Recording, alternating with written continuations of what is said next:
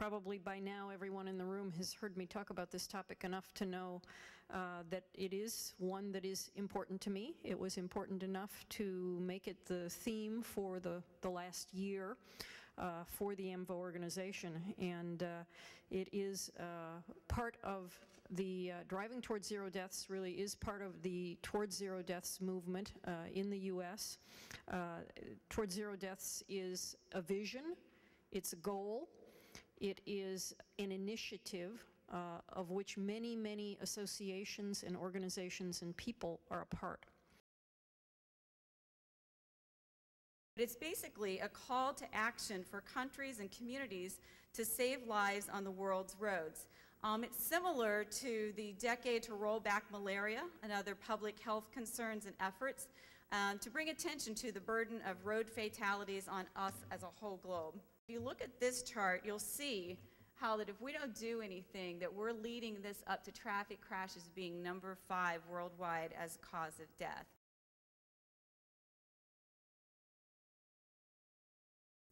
So as Lynn mentioned in the outset, if at the global level there is the global action of road safety, in many ways the U.S. piece of that puzzle has been Towards Zero Deaths, a national strategy on highway safety.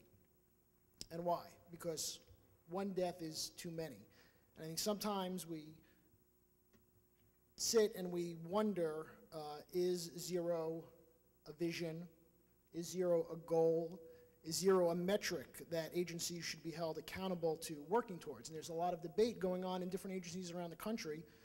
Many of you may be involved with those debates. That is zero, no one would argue it's something to aspire to, but is it really a goal to work towards? And I'm of the thought that if you close your eyes, and everybody should close their eyes for a moment, and think about which member of your family that it's okay for them to die in a car crash. If you could choose one, then zero does not have to be a goal. In 2001, stakeholders got together, again led primarily by Transport Canada and CCMTA, to develop Road Safety Vision 2010. The objective was to reduce highway fatalities and serious injuries by 30%, based on actual numbers. Based on 2009 data, Canada has made some pretty significant progress in this regard. While Canada is making significant progress in addressing this issue, other OECD countries are progressing at a faster level.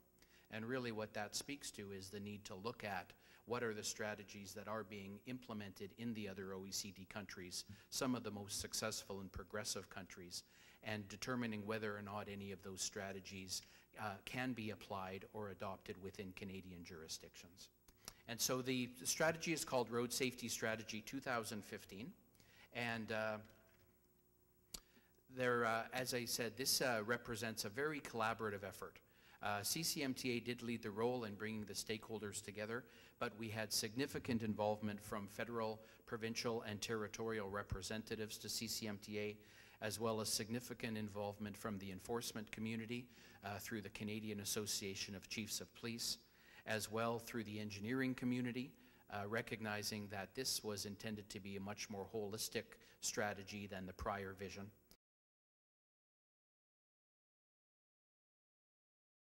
So as I was doing my research, I came across this picture, and upon closer inspection, I realized this was actually one of my offices.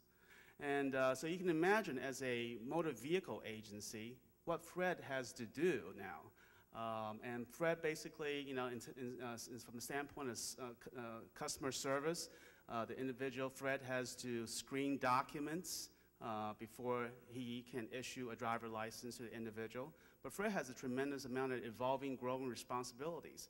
He also has to make sure that he asks proper questions from the standpoint of vision screening. He also has to ask specific questions. Do you have any health ailments such as diabetes and anything else that afflicts the individual from being able to operate safely behind the wheel? Fred's responsibility is absolutely growing. So this is where we've been. And so Fred's got a tremendous growing job responsibility. And I don't know what you pay your customer agents on the front lines, but I say Fred needs a raise.